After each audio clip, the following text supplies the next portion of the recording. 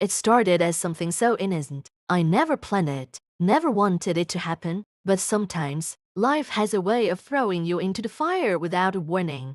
It wasn't like we were reckless, at least. That's what we told ourselves. We were careful. We made sure Emily never found out, never suspected a thing, but I could feel the guilt gnawing at me. Every time she smiled at both of us, every time she leaned into him or kissed him goodnight, the love they shared was so pure, so perfect, that I felt like I was living in a nightmare. But then, in the quiet moments when Adam and I were alone, it felt like we were the only two people in the world. One night, he pulled me into the back of his car after we'd gone out for a drink. The engine was off, but the heat between us was undeniable. "Tell me to stop," he said, his breath ragged. "Please, just tell me, and I will." I wanted to say it. I wanted to stop. I had to stop. But when he kissed me again, everything else faded away. The guilt, the logic, the voice in my head telling me it was wrong, it all disappeared. And it was just us. His hands roamed, pulling me closer, and I couldn't stop the desperate need that burned through me. I kissed him back with an urgency that matched his. I let him touch me in ways that made me forget who I was, made me forget everything except for the heat between us. At that moment, it wasn't about loyalty or love or right or wrong. It was just passion, raw and wild and impossible to ignore. And the worst part, I didn't want it to stop. We made it a habit, the secret rendezvous.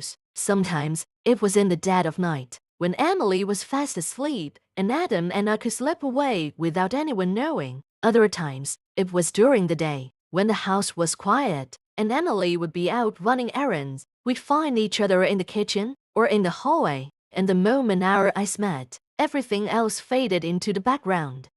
But no matter how many times we kissed, how many times we made love, it didn't erase the truth. It didn't make the guilt go away. And that truth was burning in my chest, tearing me apart with every passing day. The inevitable happened one evening. When Emily came home earlier than expected, I was sitting on the couch, pretending to read, when I heard the door open. Adam's face went pale when he saw her, and I knew, in that moment, that everything was about to change. Emily frowned when she saw us. The silence between us was deafening. And then, Emily looked at me, her eyes wide with shock, before turning to Adam, her voice trembling. "Have you been cheating on me?" she asked, her words cutting through the air like a knife. I didn't know what to say. I didn't know what I could say. Adam didn't speak either. His eyes were filled with guilt and regret, but also something else, something I didn't expect. Desperation. He reached for Emily, but she pulled back, shaking her head, her face streaked with tears.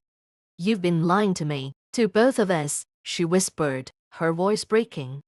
I stood up, feeling the weight of the moment crushing me. "Emily, I'm so sorry. We didn't mean for this to happen. It was a mistake, a horrible mistake."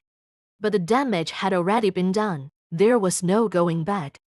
The next few weeks were a blur of apologies, broken promises, and a friendship that was slowly slipping through my fingers. Emily and I barely spoke after that night. And Adam, he didn't even try to explain himself.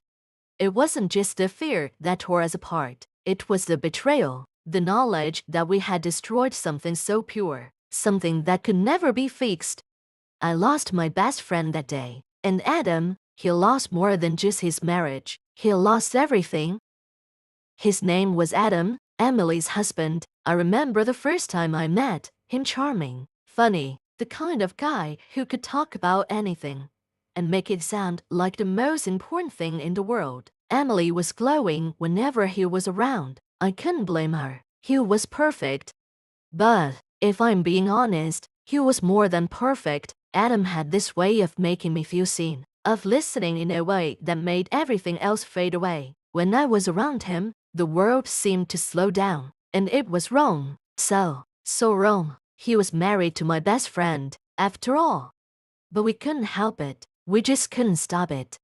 One night, after Emily had gone to bed early, Adam and I were cleaning up from a small dinner party they had hosted. The kitchen lights cast a soft glow over us, and as we worked side by side, our shoulders brushed. The touch sent a jolt of electricity straight through me. It wasn't much, just a fleeting moment, but it was enough to send my pulse racing.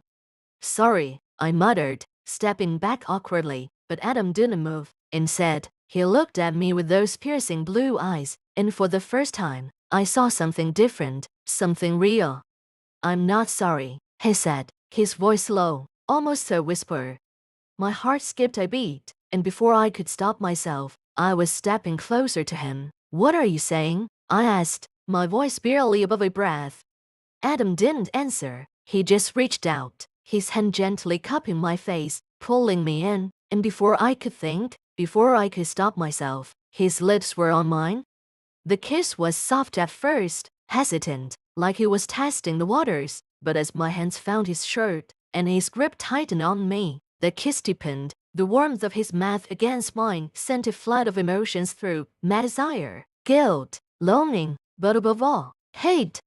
I knew it was wrong. I knew I should pull away, should stop this madness before it spiraled even further, but I couldn't, and neither could Adam. He pulled me closer, the kiss growing more urgent, more demanding, until the air between us crackled with tension. His hands moved from my face to my waist, pulling me flush against him, and that's when I felt its undeniable proof that I wasn't imagining this. He wanted me.